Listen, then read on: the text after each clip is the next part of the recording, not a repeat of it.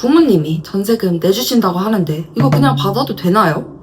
찝찝하긴 한데 그냥 명의만 제 이름으로 바꾸면 되는 건가요? 이런 질문들 굉장히 많이 하시는데요. 오늘은 여기에 대한 답변 제대로 드리겠습니다. 부모님이 집을 해주시는 거 정말 감사한 상황이지만 이거를 잘못 진행하게 되면 세금 폭탄을 맞게 될 수 있습니다. 그래서 오늘 영상은 증여를 받으실 때 주의하셔야 되는 부분들에 대해서 자세하게 알려드리려고 합니다. 이 영상만 보시면 내가 애매해서 GPT한테 물어봤는데 이 답이 맞는지 모르겠다 라고 해서 고민하셨던 부분들 제가 정확하게 알려드릴 거니까요. 영상 끝까지 봐주세요. 우선 첫 번째로 전세금을 부모님이 주실 경우에도 세금 신고는 반드시 해야 합니다. 사례 하나를 먼저 말씀을 드릴게요. 제 지인의 이야기인데요. 주위에 이제 결혼을 하면서 이제 신혼집을 구하는 상황이에요. 5억 정도 전세금으로 부모님이 전세를 해주신 거예요. 집을 사준 것도 아니고 나한테 현금이 들어온 것도 아니고 그냥 전세금 넣는 계좌로 돈을 넣어주신 건데 이거를 굳이 뭐 신고를 해야 하나? 옛날에는 다들 신고 안 했다고 해서 잘 모르시는 부모님들도 많이 계세요. 왜냐하면 옛날에는 이런 부분들을 다 신고 안 하고 넘어갔다고 해서 이거 굳이 옛날에는 신고 안 했어 하고 넘어가시는 분들도 계시거든요. 이럴 때 정말 나중에 세금 폭탄 나올 수 있습니다. 주의하셔야 되는데요. 이 문제는 지금 당장 연락이 오지 않더라도 이거 누가 줬어 하지 않더라도 문제는 언제 터지게 되냐면요. 내가 그 전세 자금을 가지고 주택을 사려고 할 때 사실 전세로 오래 사시는 분들도 계시지만 보통 주택을 사는 거를 고려를 많이 하시잖아요. 이 주택을 사게 될 때 문제가 터지게 됩니다. 자금 조달 계획서를 써야 되는데 전세 자금을 어디서 받았는지 여기에 대해서 설명을 할 수 없는 상황이 되는 거죠.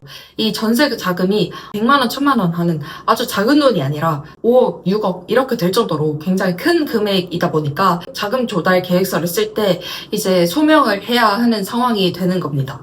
이 전세금 너네 어디서 났냐라고 하면은 부모님이 주신 건데 부모님이 전세자금을 대신 내주시게 되면은 반드시 내가 졌어야 할 채무, 그러니까 전세금을 내야 할 의무를 부모님이 대신 내주신 거니까 채무 면제 이익을 받은 게 됩니다. 자금 출처 조사를 하는데 전세금을 어떻게 냈는지 증빙이 없고 사실 신고하고 당당하게 받은 금액은 아니라서 다음 주택을 사는 데는 이용하지 못하게 되는 겁니다.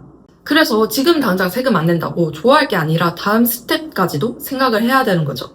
그리고 5년 안에 세무조사가 들어와서 이 전세금 어떻게 내신 거죠? 라는 조사가 들어오게 되면은 이제 소명을 할 때 소명하지 못하면 원래 냈어야 하는 증여세뿐만 아니라 가산세까지 부담을 하게 됩니다. 자금 출처 조사 많이 들어보셨죠?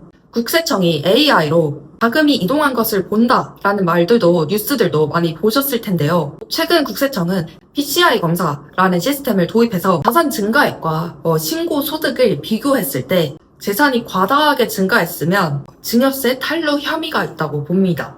상속세법 45조에는 이런 규정이 있는데요. 재산 취득 자금 등에 대한 증여 추정 규정에 따라서 내가 자력으로 이런 금액을 얻을 수 없는 사람인데도 불구하고 이렇게 큰 자산을 얻게 된 경우에는 국세청이 보고 있다가 발견을 하게 되면 증여세를 부과할 수 있다라는 규정을 만들어 둔 것인데요. 사실 상속증여세는 내가 신고한다고 이렇게 종결이 되는 세금이 아니라 국세청에서 인정을 해줘서 신고한 거를 승인해주는 시스템이에요. 그래서 내가 신고를 했다고 해서 안전한 것도 아니죠. 이 금액이 변동될 수가 있기 때문입니다. 그래서 생각을 하시는 게 이제 현금으로 조금씩 인출해서 주시거나 이제 계좌로 조금씩 보내시는 분들도 계시죠. 그런데 이게 나중에 발견하게 되면 재산이 조금씩 쌓여서 너무 많이 쌓이게 됐을 경우에는 재산이 늘어난 부분과 신고소득을 비교했을 때 너무 차이가 나게 되면은 이러한 부분들도 다 소명 요청이 올 수 있습니다. 그러면 국세청은 어떻게 이런 자금 출처를 발견을 하냐라고 하면요. 우선 전세자금 같은 경우는 전입신고를 하고 확정일자를 받게 되면 그 정보가 국세청으로 넘어가게 됩니다. 이것뿐만이 아니라 요즘 2024년부터 시행된 제도로는 전월세 신고제가 있는데요. 이런 자금 신고를 할 때 국세청이 발견하게 되는 경우도 있고 그게 아니더라도 사실 앞에 말씀드렸던 예시와 같이 내가 주택을 사려고 하는데 자금 조달 계획서를 쓸 때 혹은 토지거래 허가구역에서 거래를 하고 허가 신청을 할 때 자금에 대한 소명 요청이 올 수 있습니다. 그리고 너무 내가 능력에 비해서 고액의 차량을 구매하게 되는 경우에도 이런 부분들이 탄로가 날 수 있어요. 이렇기 때문에 증여를 받으실 거면 확실하게 신고를 하고 넘어가시는 게 좋습니다. 그리고 세 번째는 증여세 신고 기간을 꼭 지켜야 된다는 점인데요. 그것도 실제 사례를 들어서 말씀을 드려볼게요. 작년 8월에 부모님이 전세금을 대신 내주셨는데 이거를 신고를 못했어요 라고 찾아오시는 분들도 계세요. 그런데 2월에 세무서에서 전화가 왔는데 원래 냈어야 하는 세금 3천만 원 냈다가 가산세로 600만 원까지 추가로 내라는 거예요. 신고를 안 했다가 이렇게 증여세가 이미 부과된 후에 아무것도 손 쓸 수 있는 게 없는데 찾아오시는 분들도 계십니다. 정말 안타깝지만 이미 신고하지 못한 부분들은 사실 손 쓸 수 있는 게 많지 않습니다. 그래서 더더욱이 증여세 신고 기한을 놓치면 안 되는데요. 보통 부동산을 증여받는 경우라고 한다면 관할 시군구청에서 명의 변경을 하고 명의 변경을 한 날이 속한 달의 말일로부터 3개월 이내는 증여세 신고를 해야 합니다. 보통 세무서 가서 신고를 하셔도 되고 전문가의 도움을 받으셔도 되고 홈택스로 신고하는 방법도 있습니다. 안 하면 어떻게 될까요? 증여가 발생한 날로부터 3개월 이내에 증여세를 신고하지 않는 경우에는 무신고 가산세가 20%가 들어가고 이거를 고의로 신고를 하지 않았다라고 보이는 경우에는 40%의 가산세가 들어가게 됩니다. 반대로 신고 기간에 신고를 적절히 하면은 증여세 같은 경우는 혜택이 있는데요. 바로 신고한 금액의 3%만큼의 신고세 공제를 받을 수가 있습니다. 그래서 이 사례의 경우에는 사실 제대로 신고를 했다면 90만 원 정도의 세금을 좀 줄일 수 있는 상황이었음에도 불구하고 가산세가 나오게 되는 상황인 거죠. 그러면 어차피 내일 세금이라면 정확하게 신고를 하는 것이 가장 좋겠죠.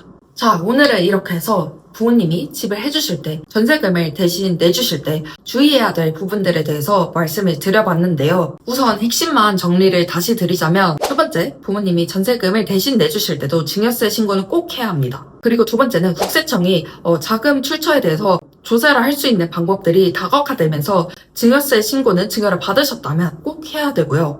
세 번째는 증여세 신고 기한은 꼭 지켜서 신고를 하시는 것이 좋습니다. 사실 대한민국 집값이 워낙 비싸지다 보니까 부모님한테 도움을 받지 않고서는 서울에 집 구하기 굉장히 어려운 상황이죠. 이때 이제 주시는 것도 너무 감사하지만 최대한 주시는 것 외에는 비용이 최소화될 수 있도록 부모님이 못 챙기신다면은 자녀라도 좀 챙겨서 증여세 신고를 하는 방향으로 고민을 해보시는 방향을 추천드립니다. 사실 각자의 상황마다 집마다 상황이 너무 다르고 자녀 세대에서 부담할 수 있는 세부담과 부모님이 주시려고 하는 자산의 상황에 따라서 세부담이 굉장히 많이 달라지게 되는데요. 이 부분에 대해서 긴가민가 하는 부분 GPT한테만 물어보지 마시고 전문가를 찾아가서 이 부분 맞는지 물어도 보시고 더 좋은 방법 없는지 고민해 보시면은 가장 적절한 방법으로 절세도 해보실 수 있으실 것 같습니다. 이런 전문가 어디에 있냐 궁금하신 분들은 더보기란 혹은 고정 댓글 확인해 보시면 도움이 되실 것 같습니다.